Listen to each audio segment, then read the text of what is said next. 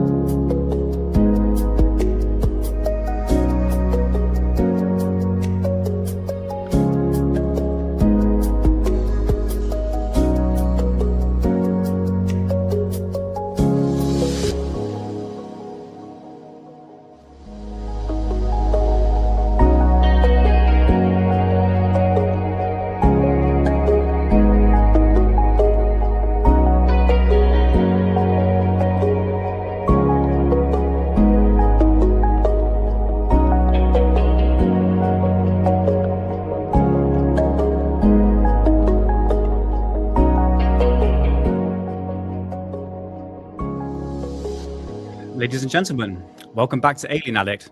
This is the show where we discuss all things UFOs and aliens to the paranormal, and our pursuit into the mysteries of the unexplained. Welcome on in, and a happy Tuesday to you. So yes, we're at it once more time, deep diving into UFOs. Well, actually, we're not deep diving today, but wait until Friday. Yes, I have something special for you. So nevertheless, what's going on? Ufology at the moment. Oh my God, not a lot. Mixed bag. Well, actually, no. There's stuff going on, but it's a lot of, I can't tell you because the UFO is so big they had to put a building around it, but I cannot tell you. I get sick of this stuff now. Do you know what I mean? It's just like, look, I understand the classified, secretive, secret, what's the word I'm trying to think? Secretive, military complex. No, that's not the word. Anyway, it's all secret and we're not allowed to know about it. I want to know what this UFO is. It's so big, it can't be moved. Apparently North Korea, amongst other things, but don't worry. We'll get into it. But I hope you're having a good Tuesday. Mine's all right. Not too bad. We'll get into it a little bit later. So today we're going to be talking about just very, very briefly about Obama and aliens. Yes, so let's do this. Let's have a look at the chat first. Let's go for chat. Hey, cool, Bells Cat. Nice to see you. Welcome on in. Happy Tuesday. And Paula Faust. Nice to see you, darling. Hope you're doing well. Welcome on into the show. And Benjamin Manning Music. How's it going, brother? How's it going? Oh, you got your new motor. Oh, John, you got a new motor. All right, okay. Please tell. I'd like to know. Is it old school, though? And hello again. And John, thanks for the shout out, man, on X. Yeah, much appreciated, brother. Thank you so much. Yeah, I hope you're doing well, Paula. It's nice to see you. It's nice to see you. So today it's just like an hour and a half, guys. Tuesday shows is pretty much short, but the 3-hour shows is on Fridays. All right. So today I uploaded a video. I'm going to bring it up now. I should have had it queued up, but I didn't because I'm an idiot. Bit unprepared today, a little bit, slightly. Where are we to? Alien Addict. So I want to talk about just very, very briefly about not David Icke. He's just popped up on screen for some odd reason. I don't know why. Vladimir Tzinski. Yes, I cannot get enough of this guy. Where are we to here? Let's bring this up. And then we'll talk about Obama. Because I'm going to say some things that you don't really hear from UFO channels that people have been talking about the alien thing that Obama said. So right here, is that right? Is it on here? Oh, there it is there. Right, here it is. Vladimir Tzinski, part 1. Yes, part 1. We are going to go through many parts on Vlad himself. He is an inspiration for me in terms of German flying saucers. Hey, how's it going, Azuri boy? Nice to see you, brother. Welcome on in. Happy Tuesday to you. Music might be a bit. Okay. Oh, right. Okay. All right. That's fine. I'm not getting it. Probably a bit too young for that. But anyway, Vladimir Tazinski, he is this video right here. I'm going to do like a full breakdown on this guy purely because he's an inspiration for me for my. Let's bring up a book here. Let's have a little look. Oh, I've got one there. Okay. German flying saucers, Nazi UFOs, massive conspiracy theory from back in the day. If you're new to Alien Addict, this is the right place to find anything to do with German flying saucers. I've bought so much publications, out-of-date publications, that cost me thousands of pounds throughout many, many years. Books from all over the world trying to break down the best that I can what makes this conspiracy a conspiracy, and if there's any evidence to prove that Germans developed anti-gravity flying saucers actually before and during World War II. I've done, parts, 15 parts already. So it's on the playlist on Alien Addict, but this is just like one publication I got here from 1986. Got this from America, which most of my stuff is from America, Germany, Europe, that sort of places. And Vladimir Tazinski he's gone missing. No one knows where he's gone. After 9/11, he stopped doing lecture circuits. He literally talked about German flying saucers, German flying discs, Foo Fighters, not much of like Vril and stuff like that, but very, very fascinating concept he was bringing forward. In terms of what evidence there is, well, I'll make that judgment for yourself because it's all over the place. So hopefully the best that I've done. Hey, Green Tea, nice to see you.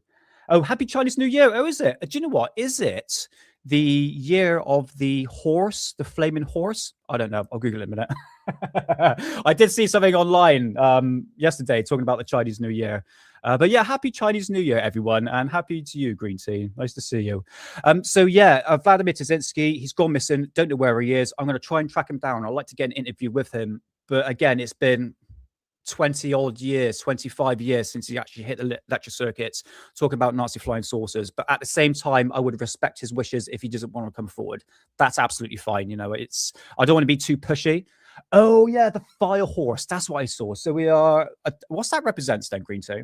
I don't know. It's hopefully something good because we need something good at this point in this dreadful sort of time we're living in at the moment.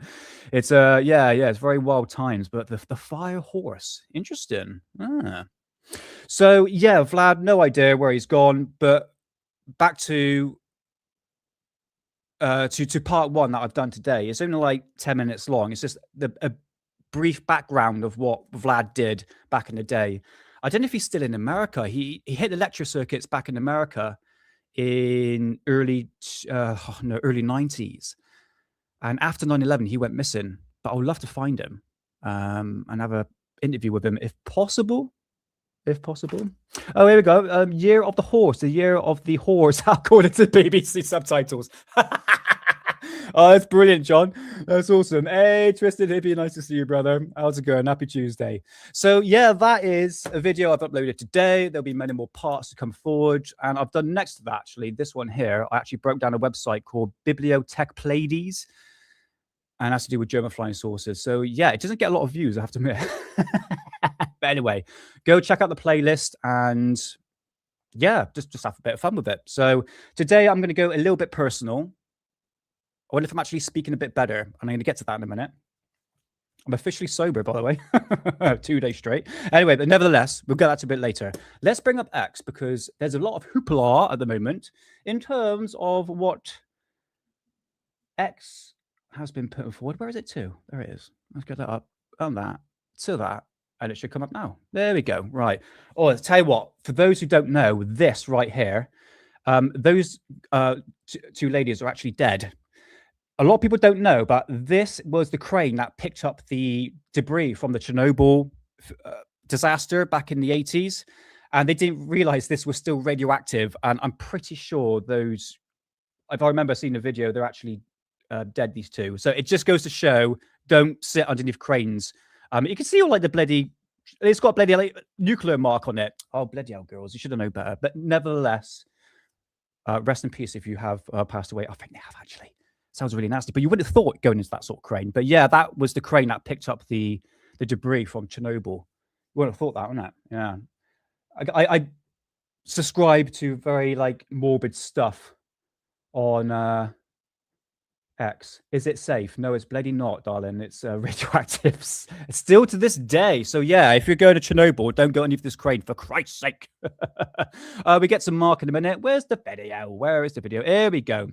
So my God, hasn't X?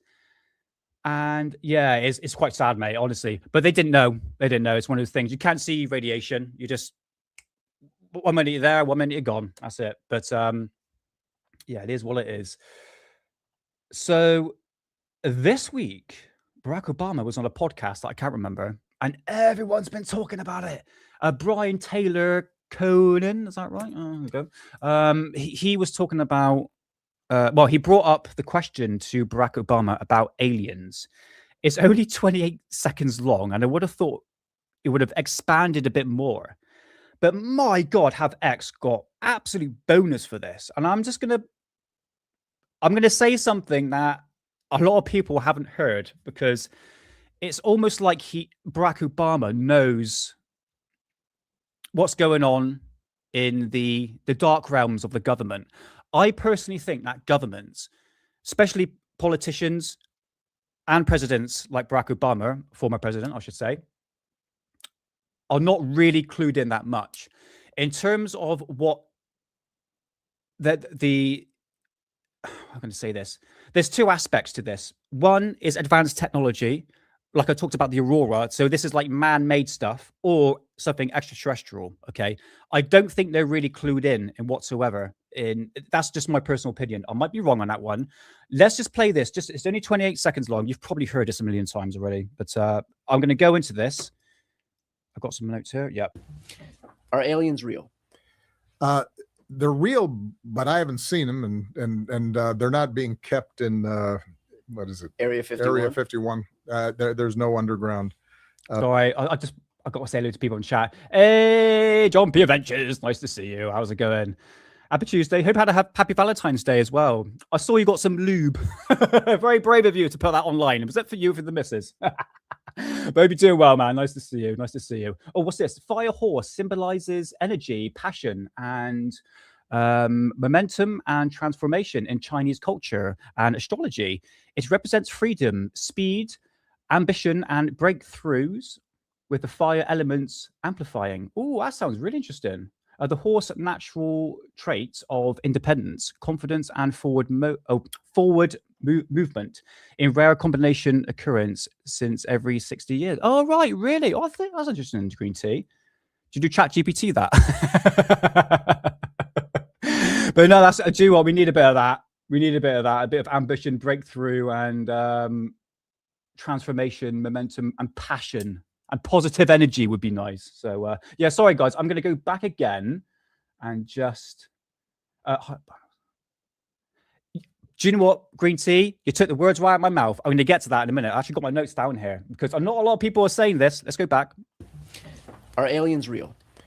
They're real, but I haven't seen them, and they're not being kept in...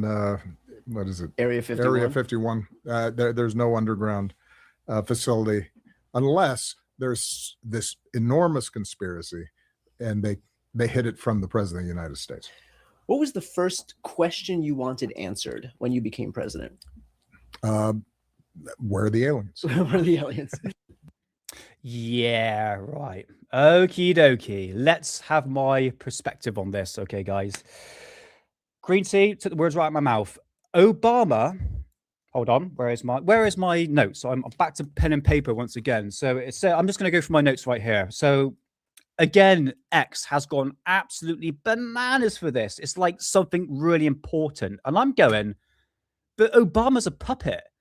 He is literally a puppet. He's there for what Green Tea is saying. And this is what I got written down here. He's got, so he was put into the presidency because he's got the perfect charismatic character, and he's got the perfect swagger. Is that the right word? A swagger? And he's ideal to manipulate the public in a positive note because he's what Green Tea is here is body language and a smooth talker. Perfect to manipulate the public. I've always saw Obama like that. So going back to this and say what Barack Obama is saying, are there actually aliens? To be honest with you, I couldn't give a toss what this guy says. Like literally, he knows really nothing about what's going on in the deep underground, anything that's black technology, anything military, especially Area 51. It's literally, I was going, why are people literally getting boners over this? Like he's literally a puppet. He's a lot of people are taking his words out of proportion, and the mainstream media has sucked this up so much. Like it really is a nothing burger. I'm gonna be honest with you. Like it's my personal opinion on this. It's literally I don't see the concept of he's definitely onto something, and it's a 28-second clip.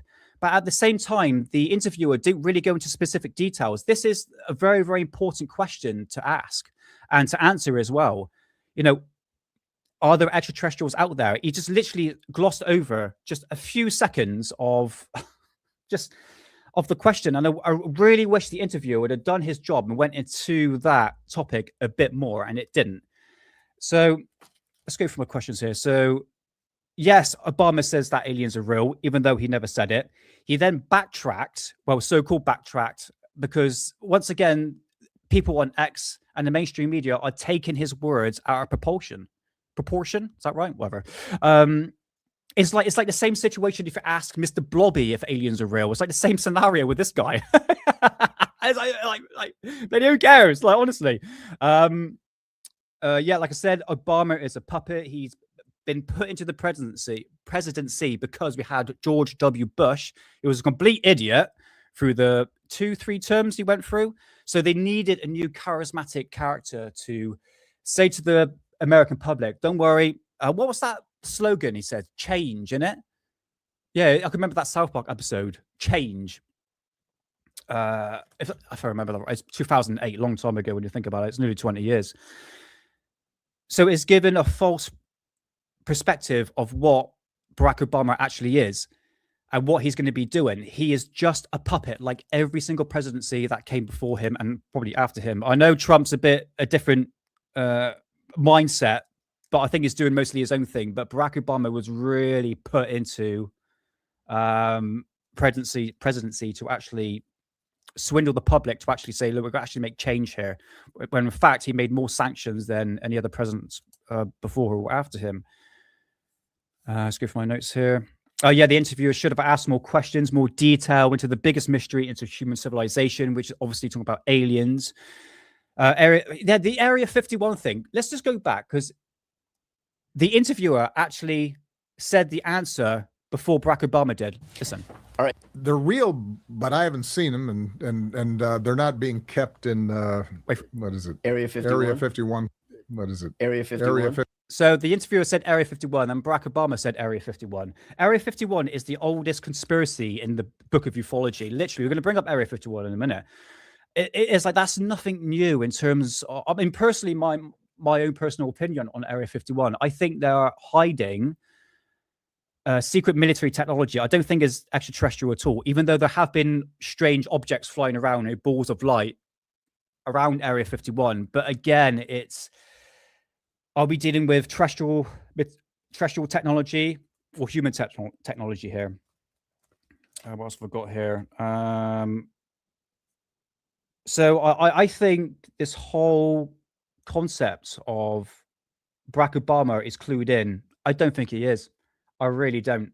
It's only 28 seconds long, which is very, very piss poor, to be honest with you.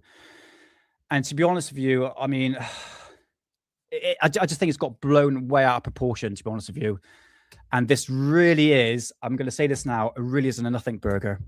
Because there have been presidents before that said much more wild things. I mean, for instance, Ronald Reagan, I've done a video on it, the fact that he came forward and talked about a flippant alien invasion. Like, what would you do if there's an alien invasion? We'll have to come together. He said it in the bloody UN. Now, nobody's just talking about that. Do you know what I mean? I just find whatever Barack Obama says should be taken with a very pinch of salt. Are we dealing with an Operation Mockingbird sort of style here? It's literally I mean, I know UFOs and aliens is a hot topic at the moment, and it's more, like I said, there's less stigma behind the topic, but more open to the idea that, yes, we've been visited by aliens. But Barack Obama didn't really go into any sort of specific details. And it's like, well, what am I supposed to go here? What am I supposed to find what's the evidence that the fact that there is extraterrestrials here. So my personal opinion on that, I don't think he's clued in. He's got swagger. He's a charismatic character. And what Green Tea said, I forgot what you said, Green Tea. What did you say there? Because you took the words right out of my mouth there. Yeah, body language. There it is. A smooth talker. Perfect for a president. And once again, the mainstream media and the people on X are just blowing this way out of proportion. That's just my personal opinion on that. And this really isn't worth me doing a whole live stream on it. No offense to the people that have done that. No offense, brother. Hidden underbelly. All right. No offense, brother. But I just think this is a complete nothing burger. Like I said, it's like asking Mr. Blobby if bloody aliens are real. That's just my personal opinion on that one. So, hey, Spaghetti Productions, nice to see you. Happy Tuesday. We've got here the Demon. Nice to see you, man. And Trinity Mac. Trinity, did you send me an email, mate? I haven't checked my emails recently. Sorry, brother, if you have. But yeah, I hope you're doing well. Oh, Captain Hackworth. Nick, love you, mate. Do you think that the distraction from Epstein? It could be, yeah. The thing is with when somebody says distraction, mate, you can really pinpoint to any sort of scenario. It could be like, for instance, if we talk about the Epstein file, a distraction from that, it could be, yes, Barack Obama saying that aliens are real, which it could be acted as a distraction because that actually blew up the internet, didn't it? There is, things that's going on in Israel and Palestine. You literally could point to anything and saying that's a distraction. But yeah, to be honest with you, yeah. It's just how much has got into the news recently. In fact, here it is. Look, I've got something here. Where is it to? Where are we to? There we go. That one there.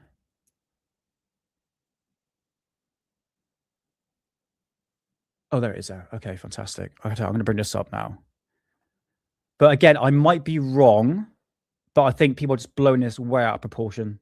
My own personal opinion. Hey, Ready Matrix. Nice to see you, brother. Happy Tuesday. Hope you're doing well.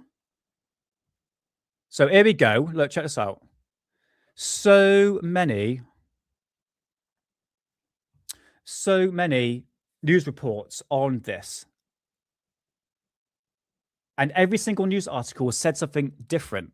Literally said something different. And I'm going, it was, again, typical mainstream media. It really is just, take it with a pinch of salt, guys, because I think this year is going to get absolutely crazy. I'm going to be honest with you. So, yeah, it's very, very true, Green Tea. Yeah, absolutely. Check your spam. I will do, mate. Yeah. Not the spam you eat, but the spam in the air. I understand. So we have a food called spam in this country. Once again, talking about bloody food once again. But yeah, I would agree with you to Green Tea on that one. So again, I don't think Barack Obama is actually clued in at all in anything that's been going on in ufology or anything to do with extraterrestrials or even like government technology. He is a puppet. Clarify again, Barack Obama is a puppet. He's not clued in. He's told what to say because he wants to swindle the public's opinion, like he's actually going to be doing something good. Again, smooth talker. There we go. So that's it. No more Barack Obama. Done with that. But anyway, talk about Area 51. You know me. It's a Tuesday. Let's bring our magazine. Yay, magazines. So what I have here, where are we to? I was going through my vast array of magazines, and I want to find something about Area 51. So we're going to bring up this edition of UFO Magazine. The truth is out there, and it's from, you see there, March to April of 1995. And one thing I noticed, I've got it here, haven't I? What am I showing you? It's got it here. Look, there we go. So in the 90s, Area 51 was huge. Yes, the X-Files, actually the first episode of the X-Files, I think Mulder was in Area 51 or some sort of facility with the black triangle. We actually saw the black triangle fly over it. I remember in that first episode. Spoiler warning. Too late for the spoiler warning now. But nevertheless, Area 51 was massive back in the 90s. Obviously, this was, about 5 years after Bob Lazar came forward. So we're going to be looking into this just briefly today, guys. All right. Nice page there. So Area 51, look at that. So I do believe personally that this is where they're hiding technology like this. Not terrestrial. We are talking about man-made technology. What's the right word for it? Yeah, it's terrestrial. I think that's extraterrestrial. We're talking about military technology. That's the word. I stopped smoking weed and I still can't get my words right. Anyway, give it a couple of weeks. Here we go. So Area 51. This is the one of the most inhabitable places on Earth, assembling to only those who have the highest security clearance. It is yet here, amidst the remote desert and mountains, mountainous terrain of Nevada. Sorry, guys, it's a learning curve. I will learn to read properly. The strange, unconventional flying objects possessing amazing maneuverability and have been performing aerobatics in the skies several miles away from the non-pursuing and watchful audience of thousands. Unauthorized persons have ventured beyond security permits. Perimeters, sorry, quickly find themselves appreciated. Oh my god, by numerous armed patrol.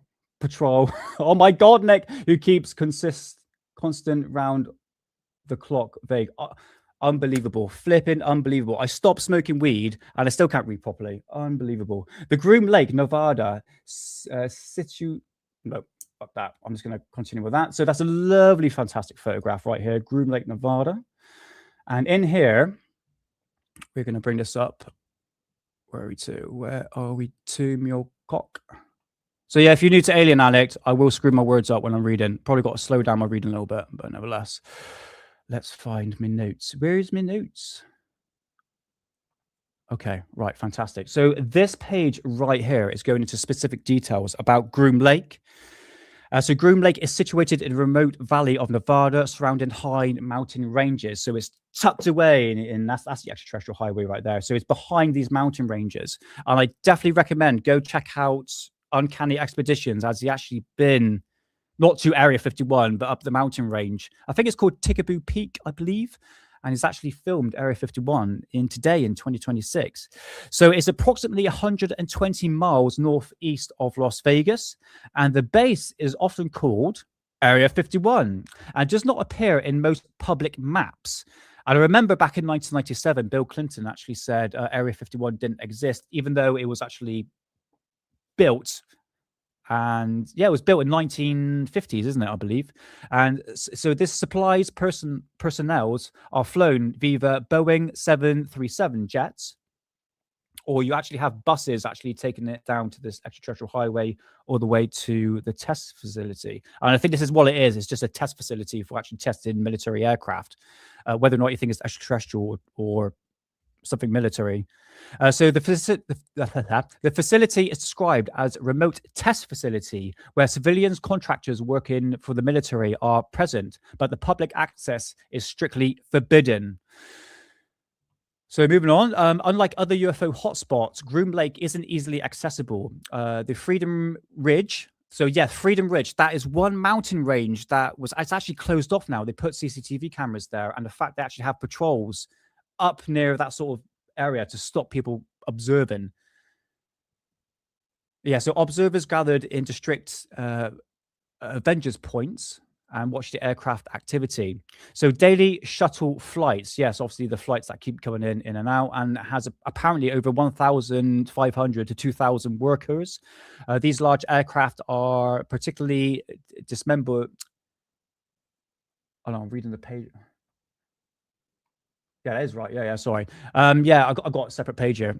So yeah, it's basically they're hiding the aircraft, whether or not it's actually underground or these massive warehouses that are stationed in Area 51. But this is the thing. This is quite interesting because if you go back to Bob Lazar and his video footage from the early 90s, this is when he came out to the public stating that he worked in S4, which is 10 miles away from Area 51. There was actually video footage of unusual objects seen in the sky above the facility. Now, this is behind the mountain range, right? So the judgment is that the fact that these objects are flying above Area 51. Yeah, so it's saying here that bright lights and craft define normal aviation and maneuverability. So yes, have I got any videos of that? I'll find it in a minute. So I mentioned about that. So yeah, in this page right here, it mentions about it's basically like a timeline. So it's saying from 1954 to 1955. This is where it actually started. The site began as a secret air base for testing the U-2 spy plane And this was the Lockheed Martin high altitude reconnaissance aircraft. The CIA gave Lockheed Martin a contract to develop and test the U-2 in Groom Lake. And there's actually video footage of that, I believe. I think there's video footage of that. Hey, Moody, nice to see you, man. Read shit out of that article, Nick. Read that bitch. May I... yeah, we'll get to a bit later, but I'm actually 2 days. This is the second day I've not smoked any weed. Yes, I've quit weed now. So hopefully my reading will get a bit better, even though I screwed up like a minute ago. Alien, nice to see you, brother. How's it going? How's it going? I'm just going through chat here if I missed anybody. Yes, arrived just in time, Nick. Reading segment. Mostly people sort of tune out when I start reading, mate. But anyway, hey, DJB2, nice to see you, brother. How's it going? How's it going? So let's continue on with just the timeline of this, okay? So everything I've got here is to do with this article right here. So in 1958, the U-2 successor program began. And in 1962, so 1958, sorry, the U-2 successor program. And then 1962, convert testing the A-12, which is the predecessor of the SR-71 Blackbird. And this was a Soviet fighter. Yeah, I do believe they actually flew that over the Soviet Union because it couldn't be traced by radar. And they were reported to obtain hidden and tests flown at the base around the time of 11 years before the article back in the 1980s. Yeah, so basically the SR-71 was back in the 80s, if I believe rightly, and the fact that they were doing reconnaissance throughout the Soviet Union. And this is where, there we go, there it is. There's the SR-71. That's it there. And that was kept secret for like 20 years. Like no one knew about it. So again, people were thinking, oh, bloody hell, that UFOs in the sky. I remember when I said back a couple of live streams ago that the fact that the CIA did put disinformation campaign out there, a bit like an Operation Mockingbird sort of style. The fact that the public was seeing strange objects in the sky. And this is one of them. So it was like a disinformation campaign to say, look, you are seeing UFOs and extraterrestrials or some on the lines of that. But in fact, they were actually testing secret military aircraft. Boom. That's right. So in 1968, satellite photos show the base layers of the S4. S4, rumors to extend sight. Oh, yeah, it says S4 here, doesn't it? Okay. Well, maybe Bob Lazar was onto something then. You know, I'm 50-50 with Bob. I'm not too sure like that. So in 1985 to 1986, the US Air Force seized 89,000 acres of public land, including part of the Groom Lake Range, to expand restricted areas to further secure the base. These were approved by Congress and national security concerns. Ooh, in the 1980s, in the 1980s, Nick, come on, brother, speak properly. Onwards, the testing include stealth aircraft like the F-117, Nighthawk. The base expanded with hangars, buildings, and other facilities hidden in the desert terrain. Now, hold on a minute. Oh, I missed that bit. Hold on. Let me go back. Where am I to? Oh, there. So the facilities was used for highly classified programs involving high speed, high altitude, and stealth aircraft that were kept secret from the public and even from much of the government. Boom! Like I was saying, like the fact that Barack Obama doesn't know shit what's going on in Area 51. I don't think any government know. I think this is especially politicians and presidents don't really know what's going on in Area 51. I don't think they're clued in. And if they wanted to know what was going on, I don't think they'll probably told porcupines or just to get bloody stuffed, you know what I mean? So let's go back to the 1990s. So Glenn Campbell, a former computer programmer for Rachel, Nevada, population of 100. Is that it? Well, back in the 90s, yeah. This is 1995, by the way, guys, if you just popped into Alien Addict. So yeah, 1995 edition of UFO magazine, a population of 100 people in Nevada, in Rachel. Yes, obviously Rachel, Nevada, isn't it? Very, very small, remote area. So he... where is it to? Isn't it?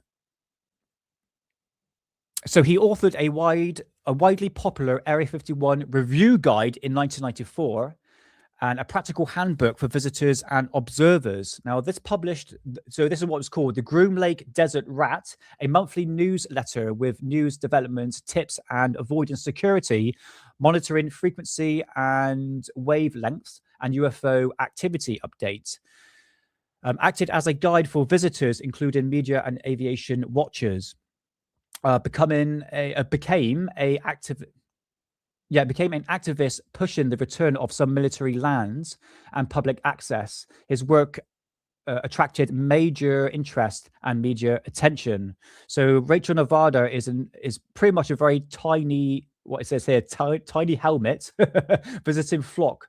There are UFO watchers and base reviewing tips. So there we go. So I don't know if that's still going now. So that's the Area 51 review guide and the Groom Lake Desert Rat.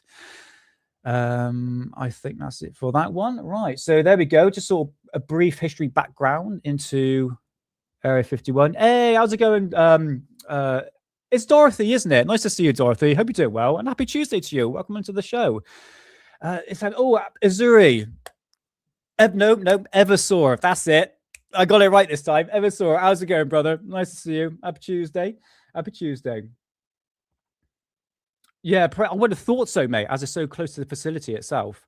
Oh, what's it saying here? I think Obama did the interview to connection with him and Michelle are going to produce a film. Yes, I heard about that, Dorothy. Yeah, the Betty and Barney Hill.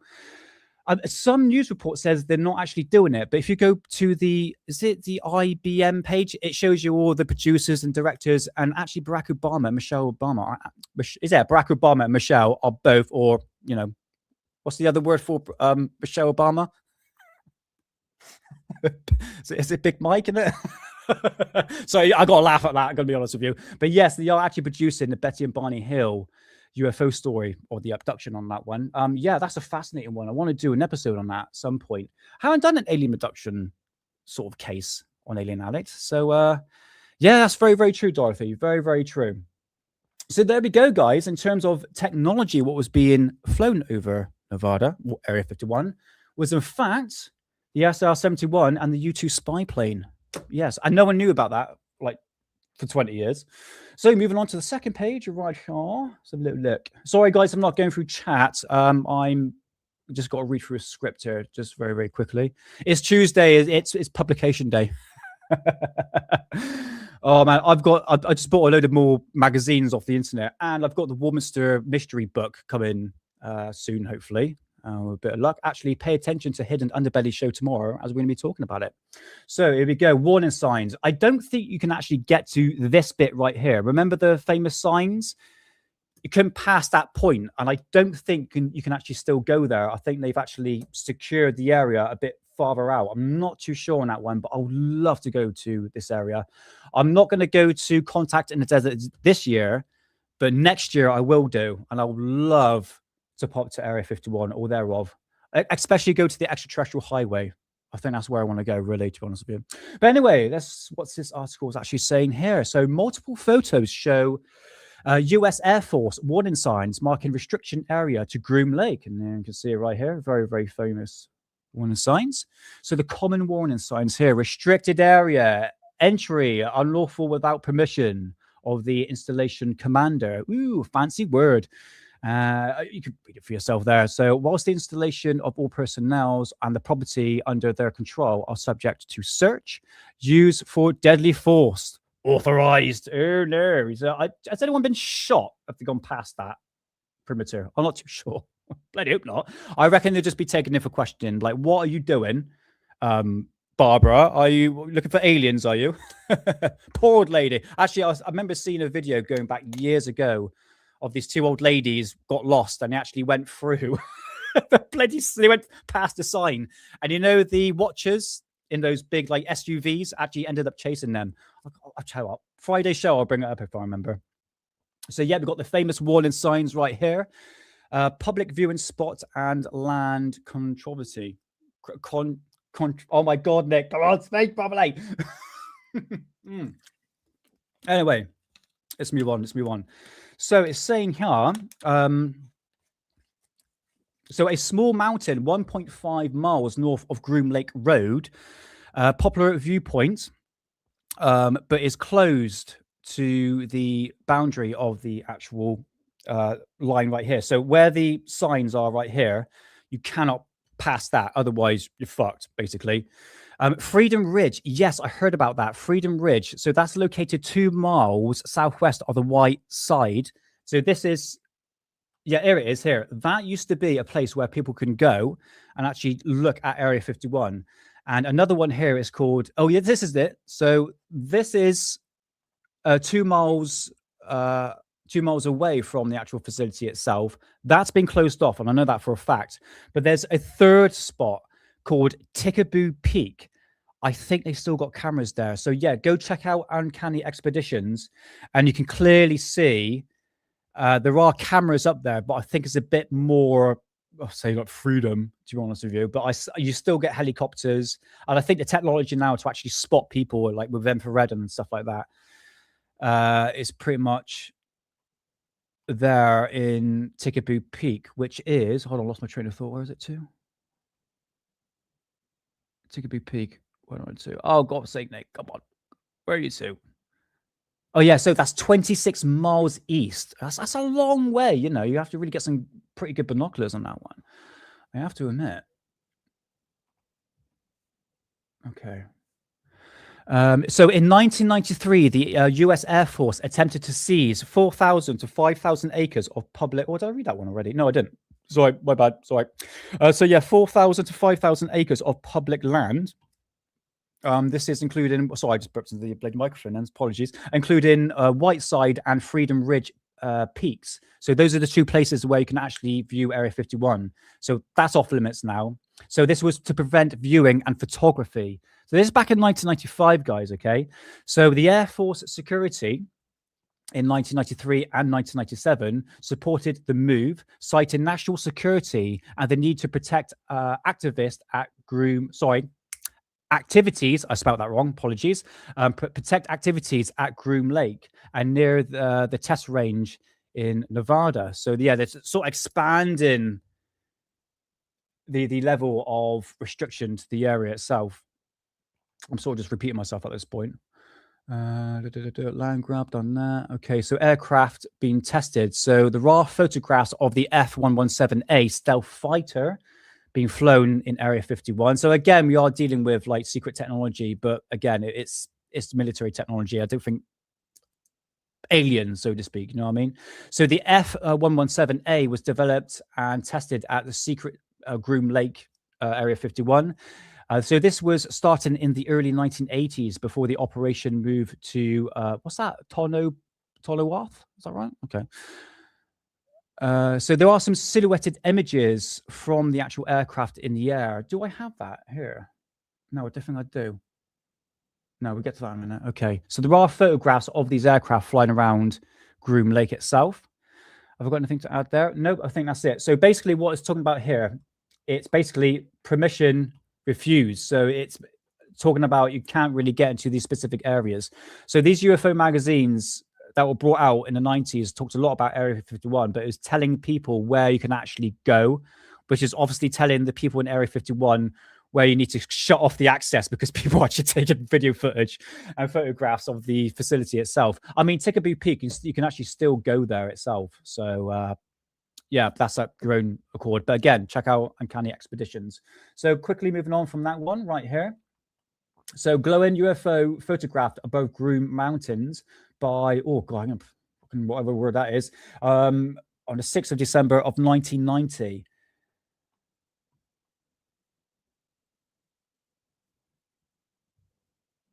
So most of the UFOs people claims to see in the area are almost certain misconceptions of a conventional military aircraft activity. This part of the Nevada plays host to countless war games and other military operations launched from Nelson, is that Nelsis Air Force Base? And the skies of this regional swarm of aircraft can be seen doing a lot of amazing things, like spectacular air shows day and night. Interesting. There we go. I tell you what I'd like to do. Friday show, I'm going to bring up some videos of Area 51 and these unidentified flying objects flying over the facility itself. But again, we are behind the mountain, so we don't, it's around the proximity of Area 51 Groom Lake itself. But the balls of light, yeah, I remember Bob Lazar showing that. So we'll get to that on Friday's show.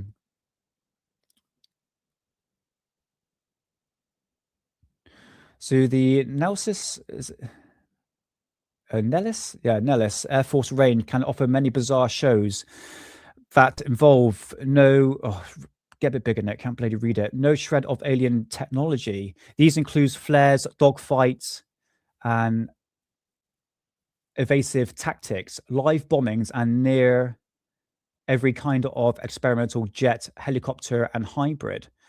There is no wonder that visitors see unusual lights here almost every night they come.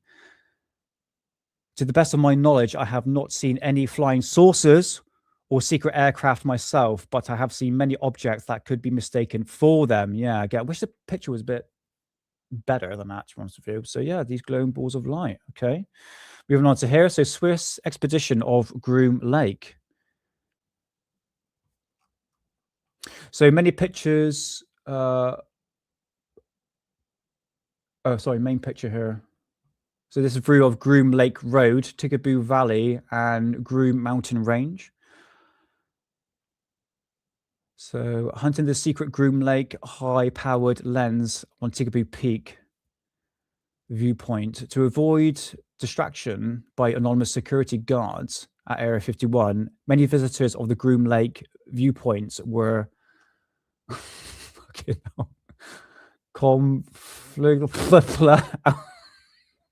God's sake. Enjoy the picture, guys, for Christ's sake.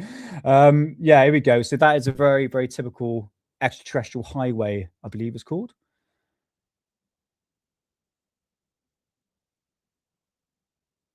Yeah, Highway 375. That's it.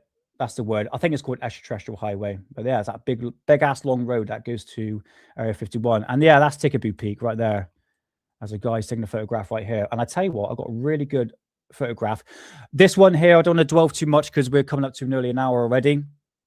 The fact that there are helicopters flying about, black helicopters, over Tikaboo Peak, so Groom Lake in 1994, September of 1994, photo exclusive. So yeah, that's very, very common reoccurrence in Area 51, the black helicopters. But we got that, look at that, world exclusive, revealed at last. So here we have Area 51, back in 1994. But again, it's all expanded since then, isn't it? Let's just go. Hey, Bob, how's it going? Nice to see you. Hey, you know about this place, mate, don't you? Hey, how's it going, Sophia? Nice to see you. Nice to see you. Oh, don't worry, Bob, if you're late. Don't worry. It's all good. It's all good. Oh, lost electricity in your whole area. Oh, sorry to hear that, man. It was all up. Well, obviously, you wouldn't be here otherwise, isn't it? So there we go. I'm just going through the chat one more time. What's this? Moody, Nick, did you ever heard of the story about the ex-military group that broke into Area 51? I vaguely remember that, mate. Yeah, they were challenged as a joke. Really? Okay. And someone who did run security there is not really well known. Okay, mate. I'll tell you what. I'm going to write that down. I have heard about that. Yeah. Into Area 51. Brilliant. Okay, mate. Sweet. I'm just going to go through chat. Hey, how's it going? Brendan Harris, nice to see you, brother. Hope you're doing well. Happy Tuesday. Let's go through chat one more time. I think that's it. Hey, how's it going, man, Andrew? Hope you're doing well. Nice to see you. I think that's everyone here. Fantastic. 30 people for a Tuesday show. Very unusual, isn't it? Right, brilliant, fantastic. Righty tight. So here let's look at Groom Lake, what it looked like in 1995. 180 paved runways. We've got fuel tank farms, hangars. It looks quite deserted, isn't it? Compared to what it looks like now in 2026, it's completely different. In fact, I can bring up Google Maps in a minute. Is that Google Maps, Area 51? It's probably been bloody blurred out.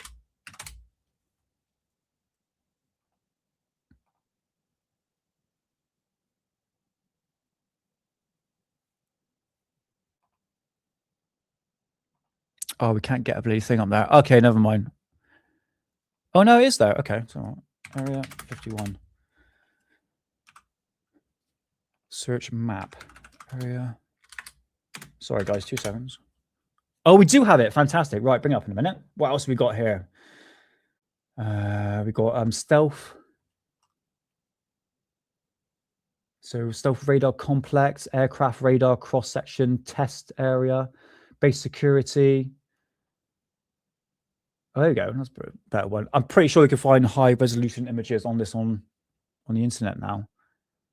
So there we go. Area 51 back in 1995. There we go. Fantastic. Oh, we'll get to that in a minute. Okay. So there we go, guys, on Area 51. I've just gone through a very brief background on what Area 51 was talking about back in 1995, which is 31 years ago. Bloody hell. Is that 31 years ago? Yeah, it is 31 years ago. Fucking hell. God, time flies like that, isn't it? Unbelievable. So let's bring up Google Maps and have a little look. Hey, Sadie, nice to see you. Nice to see you, man. Oh, so Captain Hackworth. Sorry, man. Did I say hello to you? Sorry, brother, if you just you came up earlier in the chat. Sorry, man. Nick, your keyboard sounds like it was taken from... Yeah, mate, it sounds like proper 90s, isn't it? Like, it's nice. Computer says no. Oh, I took myself off. Hold on. Where am I to? There I am. I'm back. Right. I tell you what. Let's have a look at Area 51 in 2026. Can we see some UFOs? Could you remember back in the day there was like this circular object around this area? It was around this area here, and people were saying it was a UFO.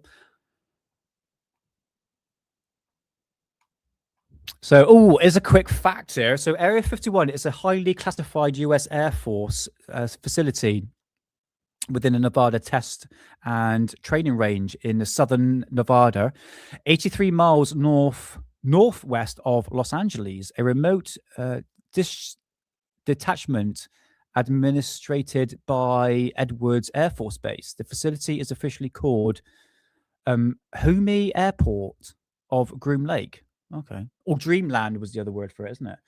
So I think through my judgment, I'll get some pretty good, decent images from here. This is where they've actually been testing secret aircraft. I don't really think flying saucers and that sort of technology, alien technology, has been tested here. Might be wrong on that, but judging from what I've been reading through the magazines I have been collecting over the years, especially back in the 90s. And I've got magazines going back to 50s, 60s, 70s, 80s, 90s, tons of them. But primarily in the 90s, talked a lot about Area 51.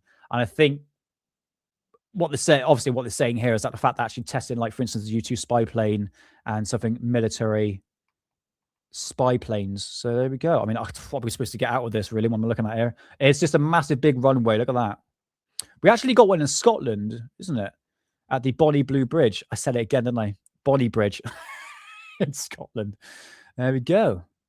So, yeah, I mean, Tickaboo Peak would be like, where is it? Is it on here anywhere? It's going to be like behind here, isn't it? So you need some pretty good binoculars to actually find Area 51 and trying to find what's flying in and out. Mostly aircraft and stuff like that. But in terms of flying saucers, haven't seen one yet. Have not seen one yet. Yeah, the SR-71, mate. Absolutely. Yeah. Area 51, aka Groom Lake, aka Watertown. Oh, I never heard that one, mate. Watertown.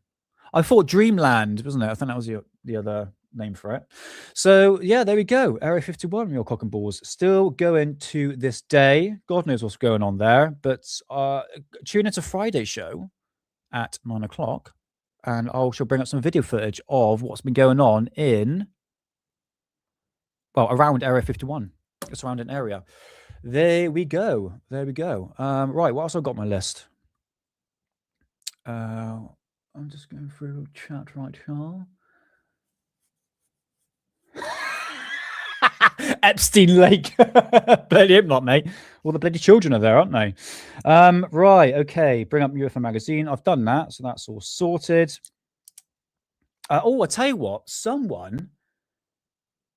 I'm actually on TikTok, out of all things, trying to build up a subscriber base on Alien Addict, and I man, I tell you what, people really like Billy Meyer, don't they? Like, fascinated by it. Now, we had a bit of a chuckle on one of my live streams that the fact that I think one of the UFO sightings that got brought up. Oh no, it was the Bill Cooper thing, wasn't it? Yeah, Bill Cooper had a lecture and he brought up Billy Meyer's photographs. Dreamland. Did I say Dreamland? That's it. Yeah, Dreamland. That's it. And where is it to? Let's bring this up. Yeah, so I brought up Bill Cooper's lecture about Area 51. And Billy Meyer came up. And what Bill Cooper actually says, isn't it funny that every time we see like a Billy Meyer photograph, there's a flying saucer always sticking out of a bloody tree like that. I know we had a bit of a chuckle about that, but then someone on TikTok put a comment on one of my shorts that I put out, kind of going, yeah, but the thing is, he did have real contact with extraterrestrials. I'm like, okay, go on. And some of the video footage and photographs are real, but some of them are actually fake. And I'm going, well, if he's actually having real contact with extraterrestrials, why is he faking photographs? Do you know what I mean? Like, the whole concept doesn't really make any sense, really. But yeah, every time I see a flying saucer, it's like sticking out of a bloody tree, isn't it? Like that. Oh, God. Look, to be honest with you, I'm not going to be a dick if you believe in Billy Meyer. But to be honest with you, when you look at the video footage, it's like dangling on a string. So going back and forth, you know, it's quite hilarious, really. What's saying here, Moody? I think I know why people still like Billy Meyer, who's still alive, by the way. He is a...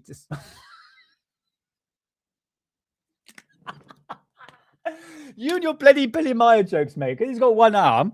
Oh, yeah. I mean, people say to me, that's the one thing. Says, well, how can you fake photographs of like this when he's got one arm? But what people don't realize, and actually is quite clever for the 1970s, is that the fact that he would blend miniature models, trees, UFOs, houses, cars, and he would blend it into the real background, which is a beautiful scenery in Switzerland. I don't know if you've seen Switzerland. It's absolutely fantastic, truly beautiful.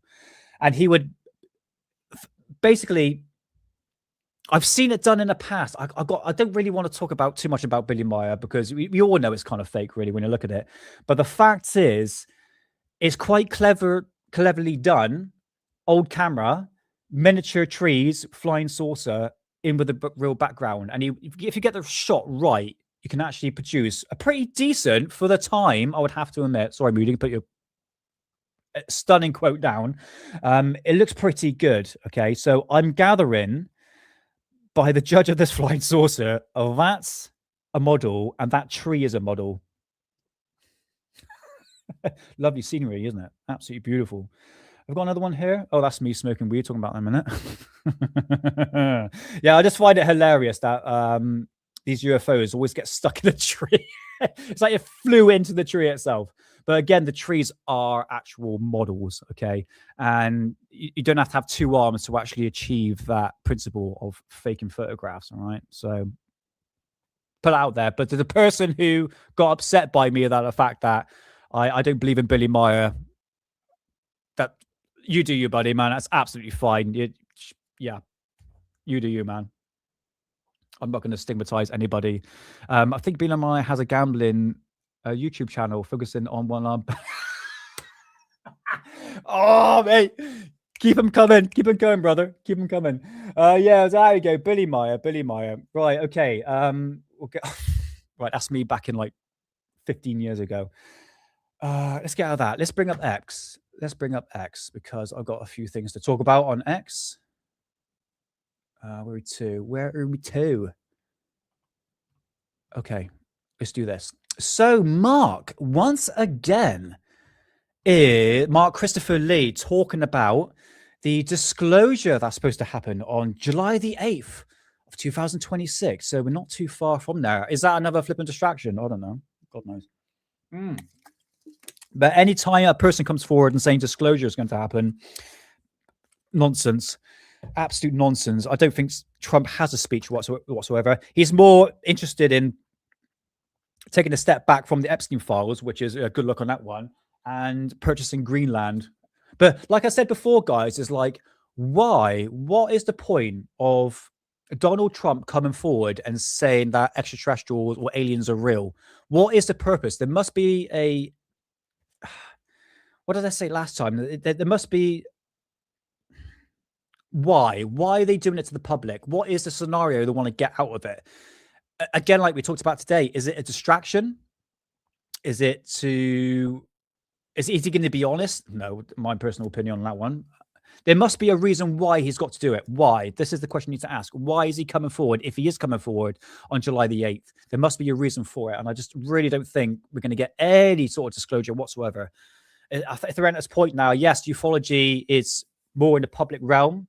It's more talked about subject. But again, when people are new to ufology, they come across, for instance, people like Mark Christopher Lee, and amongst other things as well, saying now, oh, the truth is coming soon, disclosure is coming. And they go, oh yeah, did you hear about disclosure's coming? And like myself, who's been in this topic for since I was a kid, you start to realize there's a reoccurring theme here.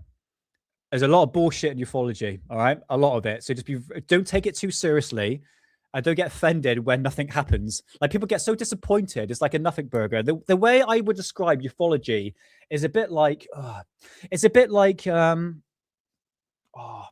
kind of like a soap opera.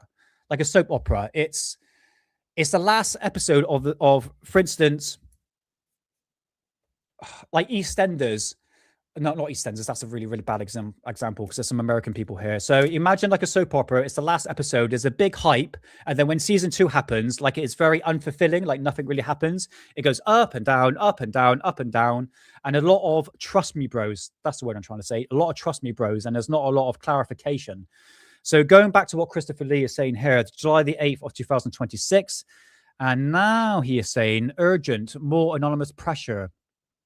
They want silence. We choose truth. Well, fine. Yeah, of course, we also need truth. But really, do we need truth now? We know that aliens exist. We've got the proof. We've seen it. You know, I've seen it. But I understand we want it in governmental. But we need the bloody government to tell us UFOs and aliens are real. We know they're real. We've got plenty of footage of it. Yes, admittedly, that 95% of UFO sightings are, can be explained. And I know that for a fact. And that's just not me being a Project Blue Book sort of thing. It's just like people can misidentify stuff. Especially people that are new to sky watching, you're going to misidentify planes, objects. You understand what I'm talking about here. So it's saying here, I'd suggest that you tell your source to come forward sooner than later. There is a move to stop the announcement. It is much more safer to flood this information out now. Okay, well, sooner the better would be nice. So this follows the recent threats trying to intimidate me into silence. Okay, well, you're just a filmmaker, Mark. No offense, brother. I mean, these people are not important, going to be honest with you. So the translation here, so powerful forces are scared. They are pushing the derail of President Trump's July 8th, 2026 disclosure speech. Slow down, Nick. Confirming extraterrestrials, visitation, and recovered evidence. So the message received is, but only the accelerated, but this... Slow down your reading. Slow down your reading, Nick. Reading is R, R. You stop smoking weed now. R. Pronounce words properly. You should know this. So, message received, but only accelerates things. My source and I are more determined than ever. So he's saying here, on May the 1st, 2026, press conference in Washington, D.C. remains on. We'll see about that. And we're exploring ways to move faster if needed. The truth cannot be contained. Flooding the lights is exactly what they will do. So, again, are we flip-flopping back and forth with this disclosure thing on July the 8th? Nothing is going to happen, guys. I'm going to be honest. I would like something to happen. YY Falls, how's it going? Nice to see you. And Chillster, how's it going, brother? Happy Tuesday. And, Booty Con, is that right? Sorry. I hope you're doing well, man. Nice to see you. Nice to see you. Oh God, hopefully. I thought it'd be nice to go on Joe Rogan. That'd be awesome, wouldn't it? Yeah. It would be awesome. But in terms of what's going to happen on July the 8th, I just don't think anything is going to happen. I'm going to be honest. I keep on hearing this over and over again from these self-claimed people that they think they got this importance in ufology. Look, I understand Christopher Lee has made a documentary on the Registered Forest, but it's not the end all be all that's just one UFO sighting out of God knows how many. And I have to admit, Registered Forest is very interesting, and my views have changed a lot since then. Go check out Professor Simon Holland about that. It's very, very interesting concept of what was seen in Rendlesham Forest that day probably is 100% legitimate. Yeah, because we know we've got voice recordings of that. So, I'm just going through chat here. Have I missed anyone? No, I think that's everyone there. Okay, cool. Yeah, guys, I try to remain open-minded, but I just keep hearing this over and over again. And when July the 8th comes and nothing happens, I can say, I told you so. But again, I'll backtrack and say that I was wrong if something does come out. But again, going back to the question is, why is President Trump coming forward to say that there's extraterrestrials? There must be a certain meaning why he's doing it. You know, is it just to put it out there to keep the public on their toes? Is it worked as a distraction? There must be an end game for this. And I don't understand why. I really don't. So anyway, I'm blabbering on too much, like I always do. So that's it. We'll see what happens. We'll do a retouch on that. Once again, Eric Burson has given an update on the UFO too big to move investigation that says he is looking into alleged reserved. Oh my God, fuck it. Just play the video, Nick, for Christ's sake. About what this. Here we go. Let's bring this up. Eric Burson. Is he clued in? Well, he said he's part of classified skiffs, but he can't tell the public about anything, which I kind of... look, if Eric Burson knows what's going on, I kind of think that he's kind of clued in. He's not really going to tell the public anything, really, even though he said he will. But then he'll end up losing his flippant job, his pension, his livelihood for some of that's classified information. Look at his face right there. It looks stoned, mate. And you, Greer, as well, mate. There we go. Congressman, what do we know about what this thing really is? I don't know that I have any hard evidence of what it really is. I've had allegations from both inside and outside of the federal government that there is this object that exists in another country. I'm not going to mention the country because I've heard of it inside of a closed setting, and I want to protect my classification level.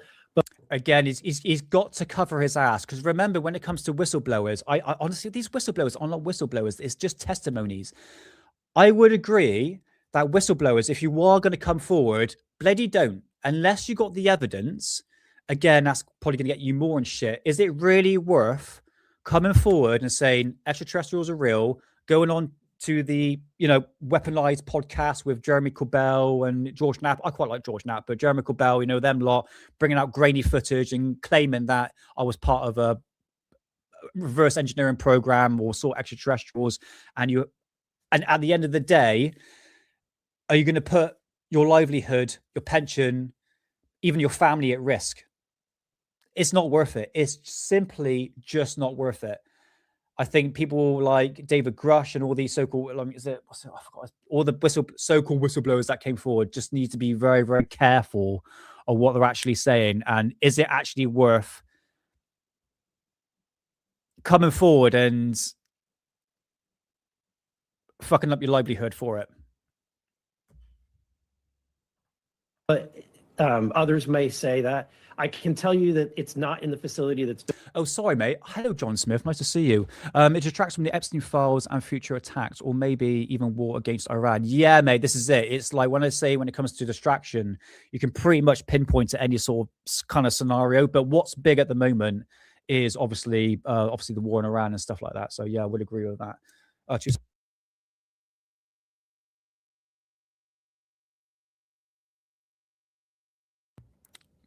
Me and Mrs. normally shower together, but she's going to go in. Sorry, I went a bit personal then, didn't I? Go and have a shower, babe. So yeah, let's continue. Been widely reported in the news. But I have been receiving reports both inside and outside of people that have worked in the federal government that there is the potential that this exists. Congressman, are you referring to the location in South Korea? There we go. I can't be specific to that location, but because Stephen Greer, yes it is. But there are wide reports.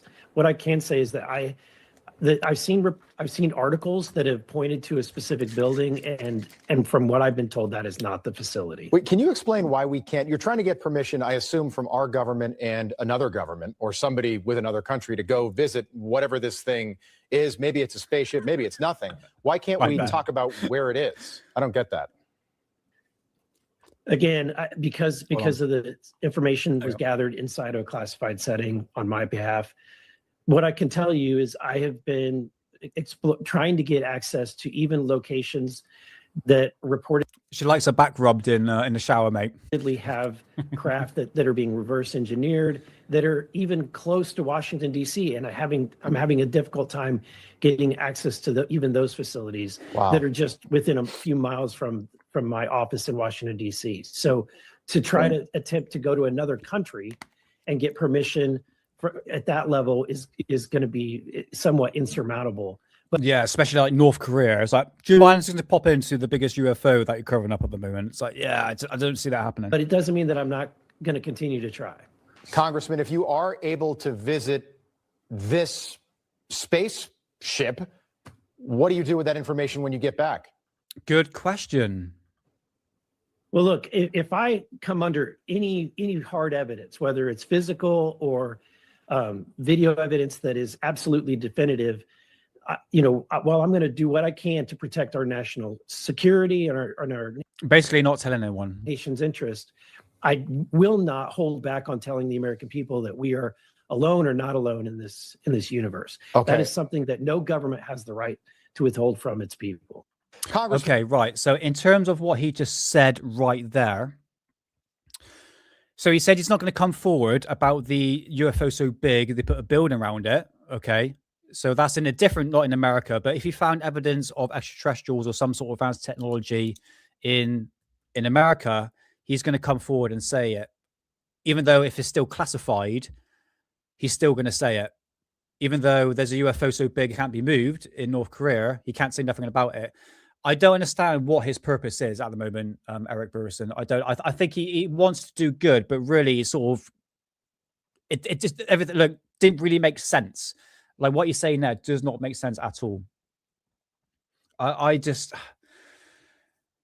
it's a lot of saying stuff and not a lot of action, basically. Yeah, there's one. Have I got that clip here? Hold on a minute. So look, have I got that clip here somewhere?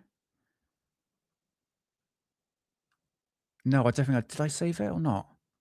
I don't think I did. No, I didn't. Okay, no, fair enough. Okay. I thought I saved it. Why didn't I save it? But anyway, going back to what Eric Burrison has actually been saying, I don't think he's going to keep to his word. He needs to cover his ass. If he found evidence of extraterrestrial technology or some sort of secret technology, even though he said he will bring it out to the public, fat chance he won't, because it's classified information. Unless he can scoop around the idea, like he's not going to say extraterrestrials, but there is something out there that's a bit unusual. Again, I'm just putting words into my mouth at the moment. So at this point, man, ufology is just like, there's a lot of saying stuff, but are you actually going to go ahead? What are actually saying? Are you going to take some action into this? And I just don't really think anything's going to happen from what Eric Burrison is going to say. So again, time will tell. I know Stephen Greer to talk about something else as well. Was that on there?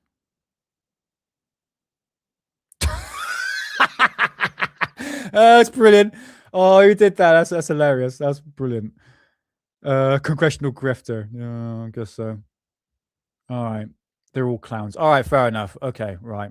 What time is it? Okay, right. Okay. What I've got that for today. All right. I'm going to talk about something now. Just briefly, because I'm going to end the show soon. This is nothing to do with UFOs. It's to do with me. All right. So it's been a year since I've done Alien Addict. It's been a whole learning curve over the past year. Year or so. Oh, John, you got the coordinates there. I'll save that. Level of look. Right. How can I say this to the 29 people watching this? So you know me, I like to smoke weed. 420. We like to chill out and all that. And the last year or so, I mean, especially last year, I was not the same person I was the year before that. Something's changed. And over the past year, I noticed something was not quite right. I've been a constant weed smoker since I was 16, and I'm now 36. Okay, so it's 20 years of smoking. Unsubscribe. I started to notice it started to play a massive effect on me now. In terms of reading, I started to get brain fog. So it's like this, you cannot concentrate properly. I'm stumbling on my words. I can't put a coherent sentence together. I'm feeling very fatigued. I don't really feel like me. And I've been feeling like that for the past year. And it's making me very unsociable, very nervous. And I just don't really feel like me. And I know, and I was blaming, I was like, oh, it's just me and not the weed. No, it was the fucking weed that was doing it. So what I had to do, and I've made this constant choice to actually stop smoking weed, because what I'm doing on Alien Addict doesn't really sound professional. All right. I know people in chat, you like to smoke weed, Sophia, and all that. Okay. This is, if you want to put 420, that's absolutely fine. You do you, honestly. It's not going to affect me whatsoever. But this is a constant choice for me, that the fact that now it's started to play with my mental health. You know, when you're spending 20 years wake and bake, so as soon as I wake up, I'm smoking weed throughout the day, and I've been doing that for the past 20 years, and now it's finally caught up with me. And I've been really thinking hard on what conscious choice I need to take the steps forward to improve Alien Addict and to improve my health being. And I've made a constant choice since Monday, yesterday, to actually stop smoking weed. I've done it before. I did it for 6 months, but that was a different scenario. I had COVID back in the day, or what I thought was COVID. Every time I smoked a joint, it made me feel 10 times worse. And that's what I stopped smoking weed, because it just made me feel bad. But now it's come to the point where it's clouding my judgment. It's not good. It's not good for my relationship. It's not good for me on Alien Addict. And I just want to make things more professional. And you know me, when I smoke a joint and I try reading, it's bloody terrible. It's not good. It's not the way I want to go forward with Alien Addict, and especially myself. So yes, I have stopped smoking weed. I'm not going to be one of those dicks saying, well, if I just stop smoking weed, you got to stop it. Blah, blah, blah. No. You do you. It's absolutely fine. It's fine, Sophia. Honestly, you know, trust me, it's not going to offend me whatsoever, okay? I'll probably talk about it more on Friday, but it's finally caught up to me. It's finally caught up, and the time now is to stop, have my brain in check, because the weed I was smoking was so fucking strong. When I went to the man camp, I rolled up one of my joints and I was sharing it with other people, and they were like, fuck me, that's strong. I'm like, yeah, tell me about it. And I smoked that like every single day for the past 20 years. So but the main thing here, guys, it's the thing is, mate, moderation. I've tried that. It's all or nothing. As soon as I smoke a joint, it triggers it. I have to smoke another one after that. I have tried so many times to actually put it in moderation, and I cannot do it. I don't have the willpower. It's all or nothing. So I just went cold turkey yesterday. And I know for the next couple of weeks, I'm going to go through heaps of depression. I'm going to be heaps of emotion and all that, which is fine. I understand that as part of the course, and I'm willing to go through that. But also the money. I should have got a new microphone by now. I should have got that camera to film in the sky watching by now, but I'm not, because I'm spending copious amount of money on weed. And that weed is making me feel horrible, not myself. And I'm thinking, why am I doing that to myself? Why am I doing that to myself? So, yeah, weed night time. That's it. I've made that constant choice. But guys, if you want to put 420 in the chat, you know, happy 420, go for it. Honestly, it's not going to offend me. But you will see over the next couple of weeks, even the next month, things might sound a bit more clearer. My reading might get better. I might be more happier, more myself. I feel a lot better, but I'm still going to get that cravings, which I kind of do. Yesterday, when I was away to boot camp, I was in tears. Like, that craving was just like, it's so fucking bad.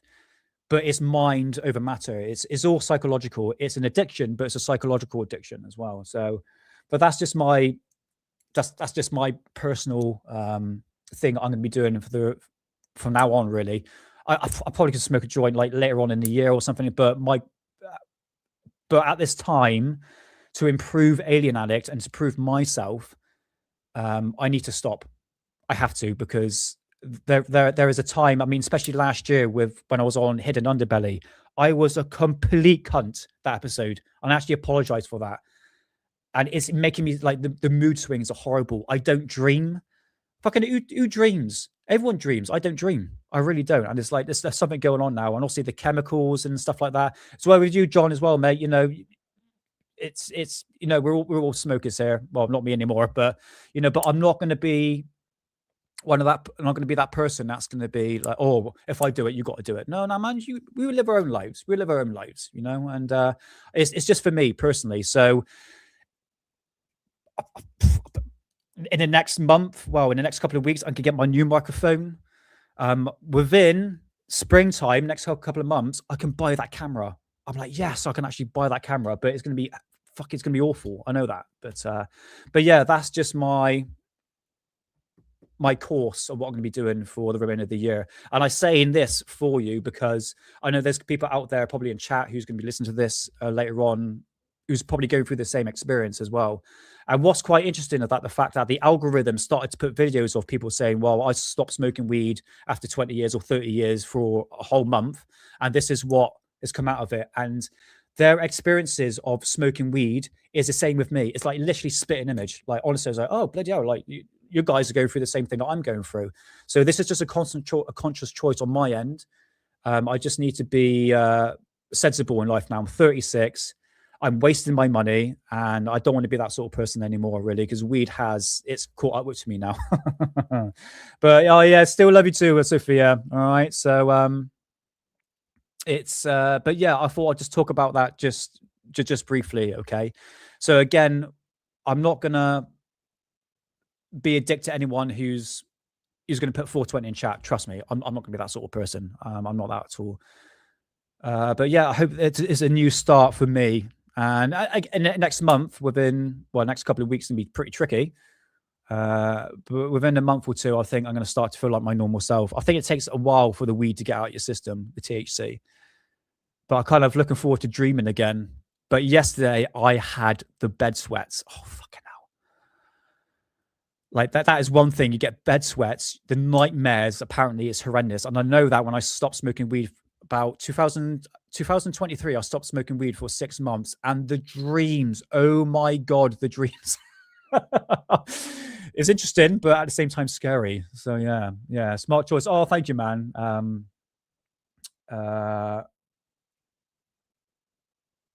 I got to put your name in Google. I forgot your name again. Sorry, brother. Sorry. Hold on, mate. I'm going to put your name in Google right here.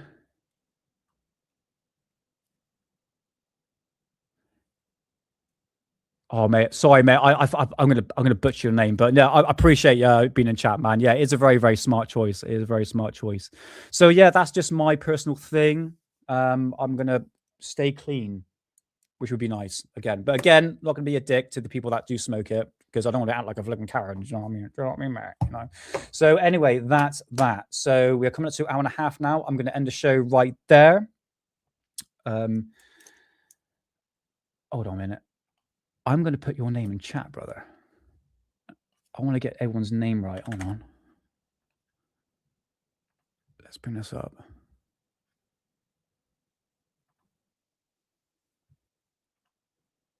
Ugh, look at myself in the bloody thing now. Let's have a look.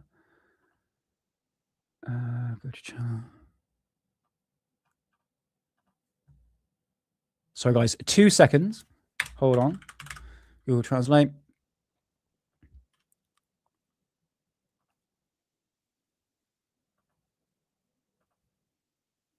Jerry Lehane. That's right. Thank you, Google Translate. I think that's right. Yeah, Jerry. Thank you much, Jerry. Yeah, smart choice. I would absolutely. Yeah, Jerry. Oh, you got it there, mate. Just put it in Google Translate. You literally got it there.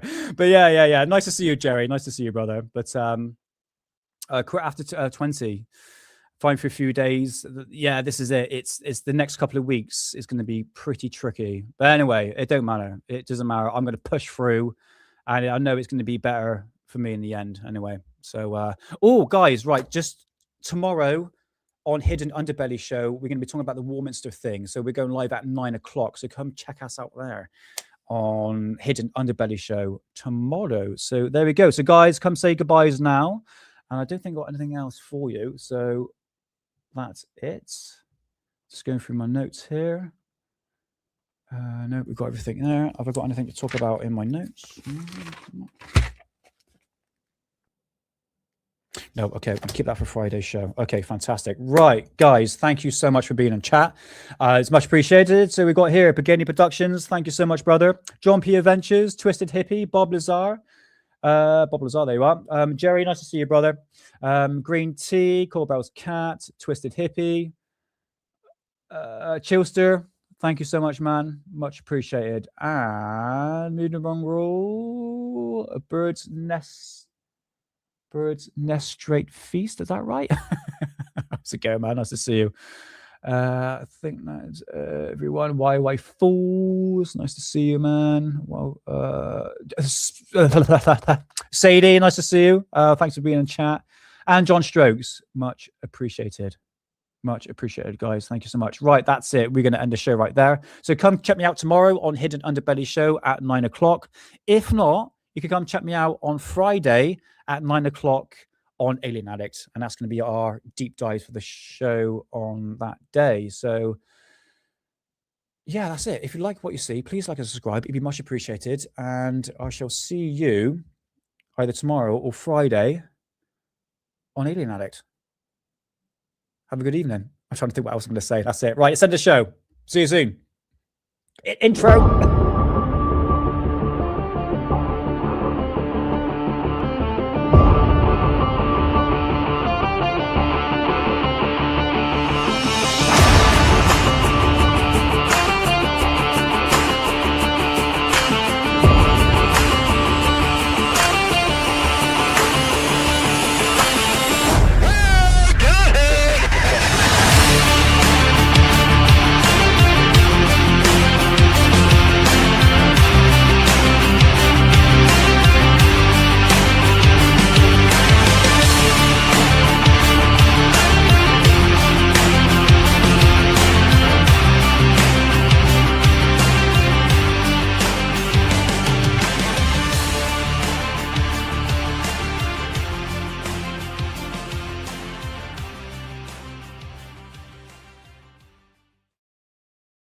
Bloody hell, Moody.